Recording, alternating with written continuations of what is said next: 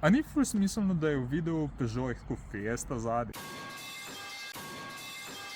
Verjetno noben presenečen, da je 206 v Sloveniji še zmeraj registriranih malo morje. Fun fact, to je znamka, kjer najmanj folka ve, katero mašino ima v avtu. Skupaj je Peugeotov pri nas registriranih več kot 85,000, od tega je 72,000 avtov. Je pa en skuter registriran kot FGOT.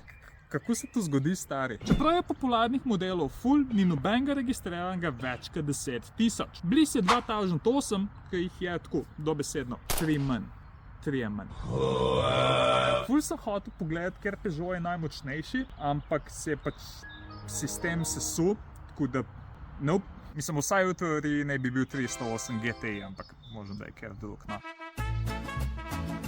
Veš, kaj mi je pa prav polepšal dan? Peugeot 604, ki je tako 40 let nazaj bila flagship limuzina, je do zdaj v Sloveniji bil izumrl. No, lani sta se pa kar naenkrat pojavila dva. To je pa tudi najredkejši Peugeot, kar ga najdeš v Sloveniji.